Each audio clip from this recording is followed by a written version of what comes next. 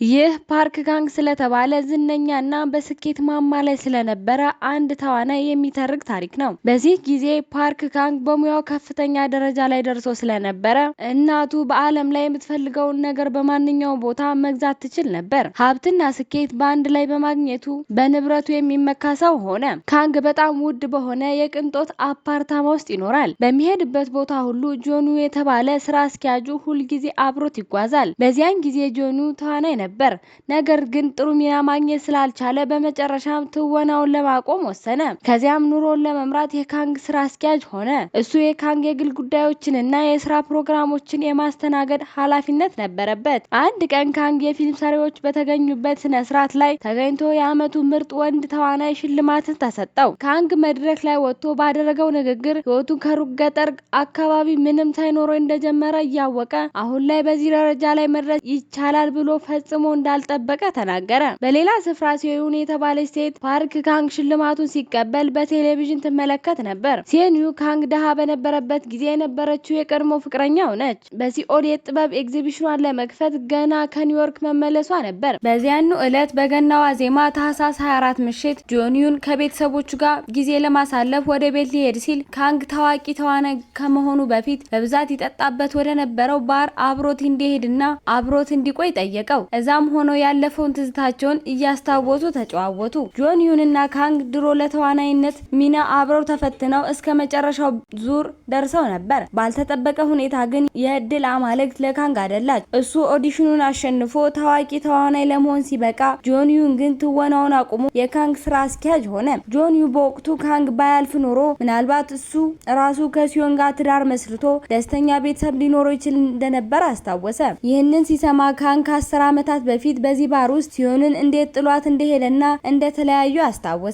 ካንግ የትወና ህይወቱን ሲቀጥል፣ ሲዮን ደግሞ የጥበብ እውቀቷን ለማሳደግ ወደ ኒውዮርክ አቅንታ ነበር። ከባሩ ሲወጡ ካንግ አሁንም ጆንዩ አብሮት ሌላ ባር ሄዶ እንዲጠጣ ይፈልግ ነበር። ነገር ግን የገና ዋዜማ ስለነበረ ጆንዩን ከቤተሰቡ ጋር መሆን ስለፈለገ ካንግን ታክሲ ይዞ ብቻውን ወደ ቤት እንዲሄድ ነገረው። ካንግ በታክሲ ውስጥ ሆኖ በስካር መንፈስ ከሹፌሩ ጋር ያወራ ነበር። ሹፌሩን በገና ዋዜማ እንደዚህ ያለ ታዋቂ ተዋናይ በመኪናው ውስጥ በመሳፈሩ እድለኛ እንደሆነ ተሰማው። ሹፌሩ ካንግን ያለመውን ህይወት እየኖረ እንደሆነና አንድ ሰው ሊመኘው የሚችለውን ነገር ሁሉ ስላለው በጣም ደስተኛ መሆን እንዳለበት ገመተ።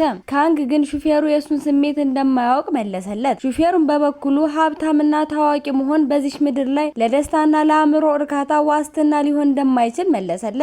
ወዲያውኑ ሹፌሩ በካንግ ልብ ውስጥ ያለውን የሚያውቅ ይመስል ምንም ትርጉም የሌለው የሚመስል ጥያቄ ጠየቀው። ያለፈውን ህይወቱን ለመቀየር እድል ቢሰጠው ምን እንደሚያደርግ ጠየቀው። ሹፌሩ ካንግ ከሲዮን ጋር በተለያየበት ወቅት ያለፈውን ታሪኩን ለመቀየር እያሰበ እንደነበር ጭምር ያውቅ ነበር።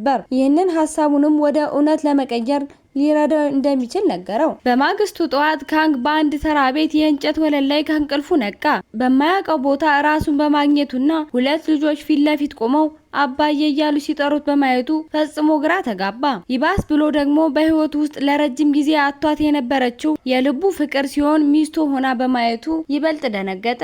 ካንግ ያለበት ቤት የራሱ ቤት እንደሆነ እና ሁለቱም ልጆች የሱ ልጆች እንደሆኑ ተገለጸለት። ሲሆንም ካንግ ትላንት ማታ ከመጠን በላይ ስለጠጣ እስካሁን ከስካሩ እንዳልነቃም ገመተች። ካንግ በዚያ ጠዋት ምን እንደደረሰበት ገና አእምሮ ሊቀበሉ አልቻለም ነበር። ጆንዩን ለማግኘት ቢሞክርም ሊገናኙ አልቻለም። ካንግ ወደ ቅንጦት አፓርታማው ለመመለስ ወሰነ። እንደ ልማዱ በግዴለሽነት ወደ ውስጥ ሲገባ በአፓርታማው ነዋሪነቱ ስላልታወቀ የጥበቃ ሰራተኛው ግራ አጋባው። ካንግ በለመደው መንገድ ወደ ላይኛው ፎቅ ወጥቶ የበሩን መቆለፊያ ለመክፈት የይለፍ ቃሉ መሞከር ጀመረ። ነገር ግን በሆነ ምክንያት የይለፍ ቃሉ አልሰራም። አንድ ሰው የአፓርታማውን በር ሲከፍትለት በጣም ተገረመ። ሌባ ወደ አፓርታማው የገባ መስሎት ነበር። ከዚያም በሩን ሰብሮ በመግባት ሁከት ፈጠረ። በዚህ ምክንያት የጥበቃ ሰራተኞቹ ሊይዙትና ሊያስወግዱት ተገደዱ። የአፓርታማው ባለቤት ካንግን የሚስቱ ፍቅረኛ አድርጎ ስለገመተው ሁኔታው በጣም ተበላሸ።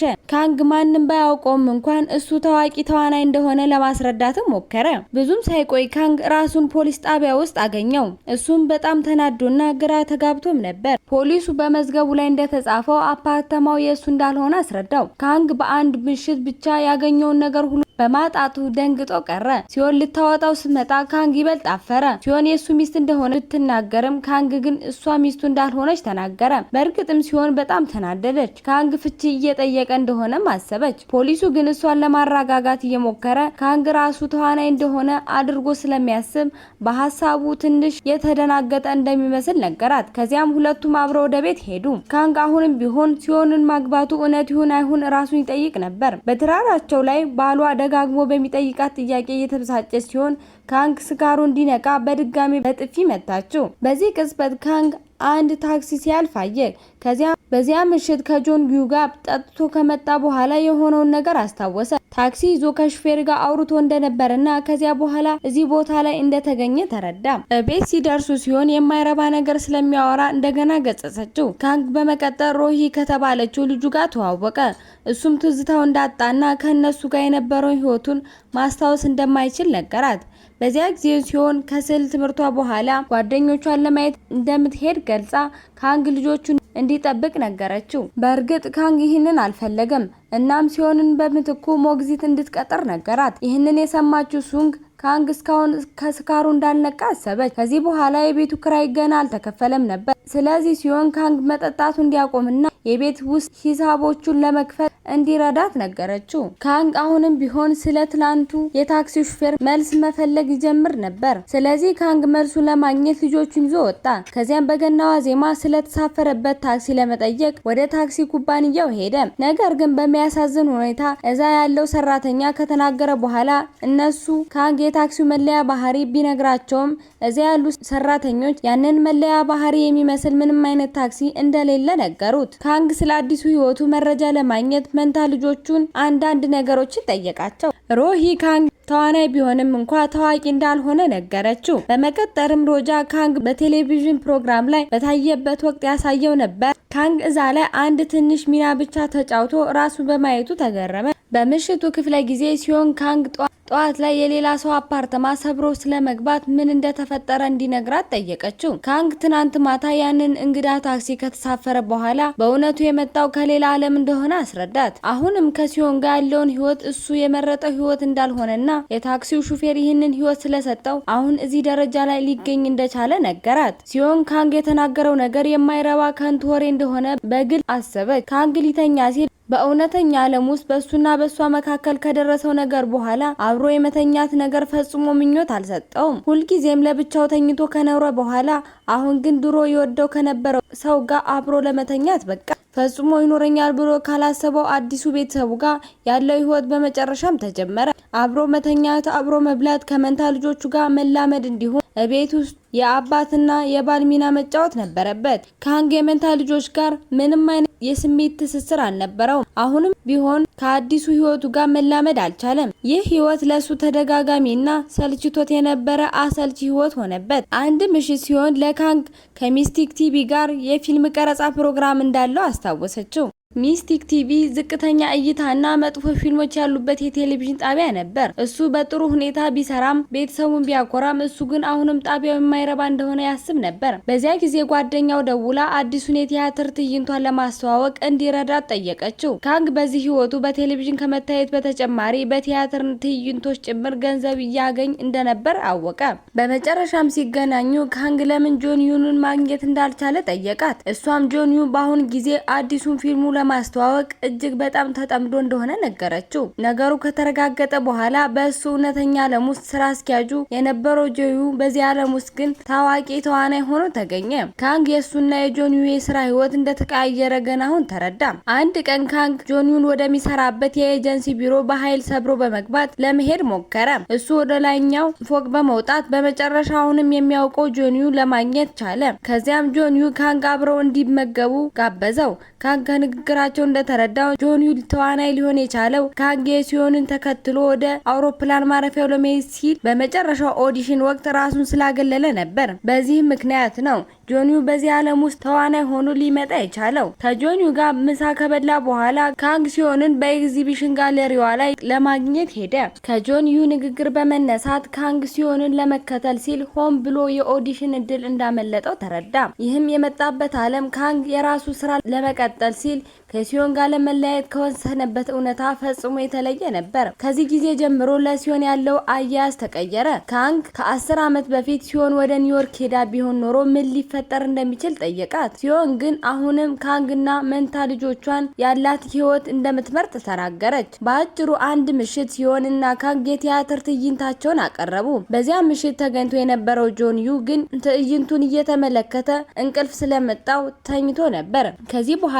ሁለቱም በጆን ዩ የግብዣ እራት ላይ በሉ። ጆን ዩ በሌላኛው ዓለም እርስ በርሳቸው ይዋደዱ ለነበሩት ዊሂ ልዩ ፍላጎት ያለው ይመስል ነበር። እንዲያውም የፈለጉትን ያህል እንዲመገቡና እንዲከፍሉም የቪዛ ካርዱን ትቶላቸው ሄደ። በካንግ ቤት ውስጥ እሱ ቀደም ብሎ ከሬስቶራንቱ ባመጣው ምግብ ከሲዮን እና ከጓደኞቿ ጋር ድግስ እያደረጉ ነበር። ካንግ ብዙም የማይታወቅ ተዋናይ ቢሆንም እንኳን በአካባቢው ባሉ ሴቶች ዘንድ በጣም ተወዳጅ ነበር። በማግስቱ ጠዋት የካንግ እናት ወደ ቤታቸው መጣች።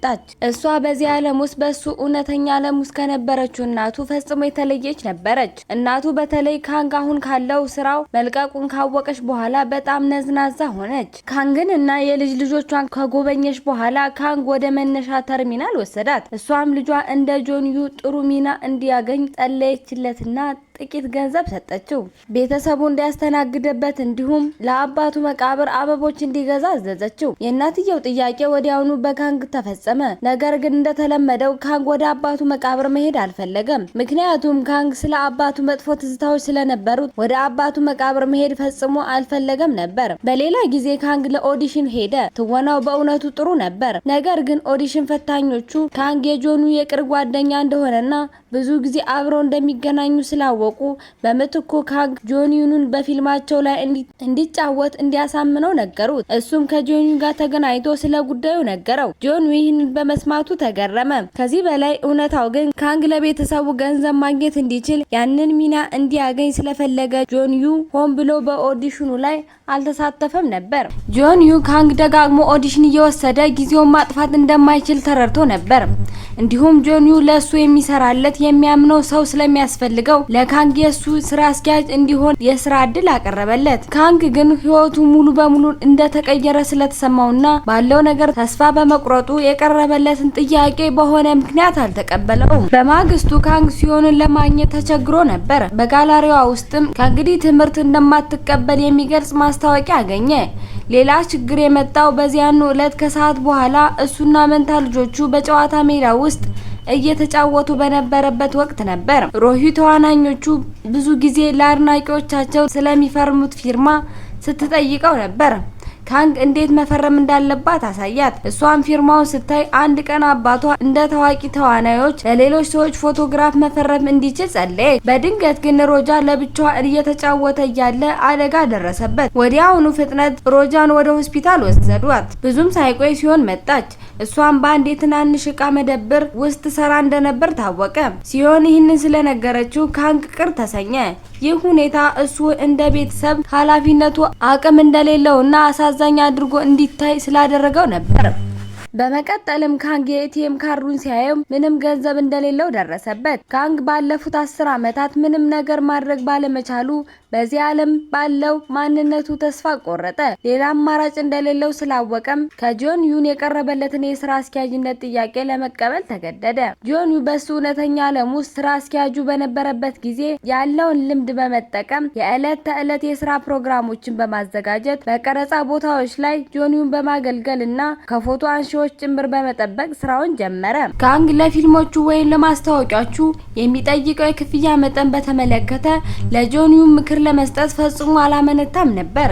ጆን ዩ ይበልጥ ብዙ ገንዘብ ለማግኘት እንዲችል ካንግ ባለፉት 10 ዓመታት ያገኘውን ልምድ ተጠቅሞበታል። አንዳንዴም ካንግ የጆን ዩን የፊልም ጽሑፍ እንዲያነብ ይረዳው ነበር። እንዲያውም ካንግ በራሱ እውነተኛ ዓለም ውስጥ ስክሪፕት ካነበበ ረጅም ጊዜ ስለሆነው በስሜት ተውጦ ነበር። በድሮ ህይወቱ ስክሪፕት ለማስታወስ በጣም ሰነፍ ነበር። ጆኑ ደግሞ ስክሪፕቱን ለማጥናት በጣም ብዙ ጊዜ ይወስድበት ነበር። ተቀናቃኝ ሰዎች እሱን ለመጠበቅ ሰልችቷቸው ስራቸውን ለቀቁ። በመጨረሻም ዳይሬክተሩ ካንግ ተዋናይ እንደሆነ ያውቅ ስለነበር ያንን ሚና ለሱ ለመስጠት ወሰነ። በእርግጥም ካንግ ይህንን ለማድረግ ፈልጎ ነበር። ስራውንም በጥሩ ሁኔታ ተወጣ። በፈረስ ግልቢያው ላይ ያሳየው ክህሎት በዳይሬክተሩ ዘንድ ከፍተኛ አድናቆትን አስገኘ። በአንጻሩ ዋናው ተዋናይ ጆን ዩ ግን የፊልሙ ቀረጻ እቃዎችን በመጠቀም ብቻ ነበር ፈረስ መጋለብ የሚችለው። ከቀድሞ ህይወቱ በተለየ መልኩ በዚህ ጊዜ ካንግ የተዋናይነት ስራውን በተሟላ ቁርጠኝነትና ሙያዊ ብቃት አከናወነ። እንዲያውም ቤት ያሉት ቤተሰቦቹ በሱ አፈጻጸም ተደንቀው ነበር። ካንግ እንደ ቤተሰብ ኃላፊነቱ በአዲሱ ህይወቱ መደሰት ጀመረ። ቤተሰቡን ከበፊቱ በላይ ወደዳቸው። ህይወቱ ከበፊቱ እጅግ የተሻለ ሆነ። አሁን ገቢ የተረጋጋ በመሆኑ በመቾት መመገብ እና የቤተሰብ ውስጥ ሂሳቦችን በሰዓቱ መክፈል ችሏል። ነገር ግን ይህ ሁኔታ እሱ እንደቀየረው የሲዮንን ትኩረት ሳበው። በተለይም ካንግ ጆኑ እንዲኖርበት ወደ አበደራቸው የቅንጦት አፓርታማ ይዟቸው በሄደበት ወቅት ሁኔታው ተባባሰ። ሲሆን በዚህ እቅድ አልተስማማችም ነበር። ገንዘብ ካንግን ሙሉ በሙሉ እንደቀየረው አሰበች። ካንግ ከመንታ ልጆቻቸው ጋር ብዙ ትዝታዎችን ያሳለፉበትን እና ሁሉንም ነገር የጀመሩበትን ያቺ ትንሽ ቤት ረስተው እንዲወጡ ፈልጎ ነበር። እሷ በዚህ አፓርታማ በመዘዋወር ያን ሁሉ ትዝታ ማጣት አትፈልግም ነበር። በሌላ በኩል ደግሞ ካንግ ለሚስቱና ለልጆቹ ምርጡን ነገር መስጠት ብቻ ነበር የፈለገው። ነገር ግን በሚያሳዝን ሁኔታ ካንግ አሁንም ልክ እንደ ቀድሞ ህይወቱ ይከራከር ነበር። ለሲዮን ግን ያላቸው ቁሳዊ ነገር በጣም ዋናው ነገር አልነበረም። በዚህ ምክንያት በምሽቱ ክፍለ ጊዜ መጨቃጨቅ ጀመሩ። እንቅልፍ የጣለው ካንግ ወደ ልጆቹ ክፍል ሄደ። በአሁኑ ህይወቱ የቅንጦት ኑሮ የግድ ሊከተሉት የሚገባ ነገር እንዳልሆነም ተረዳ። ካንግ ባለጠጋ ከመሆን ወይም ያለ ቤተሰብ ብቻውን ከመቅረት ምንም እንኳን ከቅንጦት ህይወት የራቀ ቢሆንም ይህ ሁኔታ ደስተኛ እንደሚያደርገው ካለፈ ህይወቱ ስህተት ወዲያውኑ ተማረ። ቀናት፣ ሳምንታትና ወራት አለፉ። ካንግም አዲሱ ህይወቱን ተላምዶ የድሮ ህይወቱን መርሳት ቻለ። ከጆን ዩ ጋር በተጫወተበት ድራማ ላይ የነበረው ሚና በአስደናቂ ሁኔታ ተጠናቀቀ። ካንግ ብዙ አድናቂዎችን ማፍራት የቻለ ቢሆንም ዳይሬክተሩ እስካሁን ላሳየው ጥሩ አፈጻጸምም አደነቀው። ዳይሬክተሩ በተጨማሪ ጆን ዩ ከካንግ ይልቅ ስራ አስኪያጅ ለመሆን ስለሚመች ሁለቱ ቦታ ቢቀያየሩ የተሻለ እንደሆነ ተናገረ። ካንግ ከተጨማሪ ተዋናይነት ወደ ስራ አስኪያጅነት ከስራ አስኪያጅነት ደግሞ ወደ ፕሮፌሽናል ተዋናይነት ስሙን በከፍተኛ ደረጃ ስለጠራለት ልዩ የቃለ መጠይቅ ፕሮግራም አገኘ። የእሱ ስኬት ቤተሰቡን ደስተኛ አደረገ። ነገር ግን ይህ ቢሆንም እንኳን ካንግ አሁንም ለጆን ዩ በስራ አስኪያጅነት መስራቱን ቀጥሎ ነበር። ጆን ዩ የምርጥ ወንድ ተዋናይነት ሲቀበል የተደረገለት ድጋፍ በሚገርም ሁኔታ ካንግን አመሰገነ። ምክንያቱም በሱ ምክንያት ባይሆን ኖሮ ይህንን ደረጃ ላይ መድረስ እንደማይችል ያውቅ ነበር። ትሬዩን ሽልማቱን ለማክበር ካንግ ከሱ የተሻለ ተዋናይ እንደሆነ ተናግሯል። ጁሊዩ ካንግ ባር ውስጥ አብረው እንዲጠጡ ጠየቀው። ለሚቀጥለው ድራማ ክፍል የሆነው የገጸ ባህሪ ቦታ እንዳለ ለካንግ ነገረው። ነገር ግን ቀረጻው ለ3 ወራት ያህል በውጭ ሀገር የሚከናወን ነበር። ካንግ ለዚህ ያህል ረጅም ጊዜ ቤተሰቡን ጥሎ መሄድ ስላልፈለገ የቀረበለትን ጥያቄ ውድቅ አደረገ። ካንግ በምትኩም ሌላ ስራ መፈለግን መረጠ። በዚያ ቅጽበት ጁሊዩ በመጨረሻ ወንድ መሰል ባህሪ ያላትን ውሂ የተባለች ልጅ እንደወደዳት ተናገረ። ካንግ ከቤተሰቡ ጋር ሲኖር አይቶ ሲጋብዝ ጆንዩ እንኳን ሳይቀር ህይወቱ ከካንግ ጋር በፈቃደኝነት ተቀይሮ ነበር። ሲጨርሱ እኛ ጆንዩን የጫነው ሲሆን ካንግ ግን በታክሲ ለመሄድ መረጠ። ያ ምሽት ልክ ዓመታት በፊት የካንግን ህይወት የቀየረበት የገና ዋዜማ ነበር። ታክሲ ውስጥ እንደገባ ሹፌሩ የቀረው ጥቂት ጊዜ ብቻ እንደሆነና ካንግ ወደ ቀድሞ ህይወቱ እንደሚመለስ አስታወሰው። ያ ቃል በድንገት ያለፈውን ህይወቱ እንዲያስታውስ አደረገው። ነገር ግን ካንግ ወደ ኋላ መመለስ አልፈለገም። እዚያው መቆየት ይሻለው ነበር።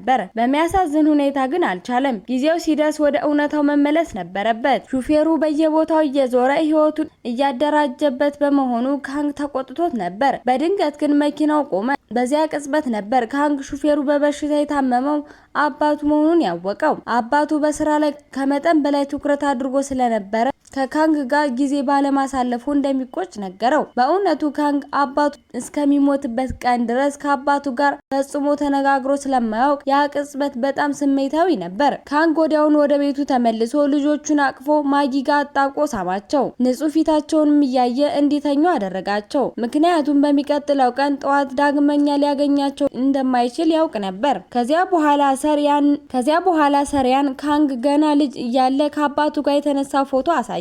በመካከላቸው የነበረው ግንኙነት ልዩ አልነበረም። ነገር ግን በታክሲ ውስጥ የሆነውን ነገር ካንግ ለቤተሰብ ጊዜ ምን ያህል ዋጋ እንዳለው ያለውን አመለካከት ቀይሮታል። ያንን ጣፋጭ ቅጽበት ለመተው እየሞከረ የመጨረሻው ቀን ከባለቤቱ ጋር በመተኛት አጠናቀቀ። በማግስቱ ጠዋት ካንግ በቅንጦት አፓርታማ ውስጥ ሲነቃ ያ ሁሉ ጥሩ ህይወት ከሱ መወሰዱን በማሰብ በሀዘን ስሜት ውስጥ ሆኖ ነበር። በዚሁ ጊዜ ዩንታዬ ታንግ ስለ ሱቢያ ጠየቀ። እሱም በከተማ ውስጥ ኤግዚቢሽን እያደረገ ነበር። ጆን ዩ ዛሬ ኤግዚቢሽኑ የመጨረሻ ቀን እንደሆነ አረጋግጦ መረጃ ሰጠው። ካንግ ይህንን በመስማቱ ተገረመ። ምክንያቱም መጀመሪያ ላይ ለ1 ዓመት ያለፈ መስሎት ነበር። ነገር ግን በእውነተኛ ህይወቱ ከመሄዱ በፊት 1 ቀን ብቻ እንደነበረ ታወቀ። ካንግ ለሌላ ኦዲሽን እንዲያመለክትና እሱ ራሱ እንደሚከፍልለት ለጆን ዩ ነገረው። ካንግ የኤግዚቢሽኑን ቦታ ለመፈለግ ሄደ። እዛ ሲደርስ ግን ዝግጅቱ አልቆ ሰራተኞቹ ስዕሎቹን እያሸጉ ስለነበር ደነገጠ። ነገር ግን ካንግ በህልሙ ይኖርበት የነበረው ስዕል ሲመለከት በመለየቱ ተገረመ። ከዚያም ጃን በድንገት ብቅ አለች። እሱም ያለ ምንም ማቅማማት ለምን እዚያ እንደተገኘች ጠየቀ። ካንግ ሱዲያንን ያንን ስዕል እንዴት ሊያመጣው እንደቻለም ጠየቀ። ከዚያም ካንግ ሱንጊያንን በሲዮኑ ስዕል ላይ ያየው ያው ቤት ወዳለበት ቦታ ወሰደ። ካንግ ምንም እንኳ ህልም ቢሆንም በህይወቱ ውስጥ በጣም ደስተኛውን ቅጽበት እንደነበረ በመጨረሻ ተረዳ። 2 ዓመት አለፉ እና ካንግ በመጨረሻ ሱንያንን አገባ። እነሱም ሮሂና ሮሃ የተባሉ መንትያ ልጆችን ወለዱ። ነገር ግን በህልሙ ካያቸው የተለዩ ነበሩ። በዚያ ጊዜ ህይወቱን ከሶንጃን ጋር ገና ከጅማሬው አብሮ ለማሳለፍ ወሰነ።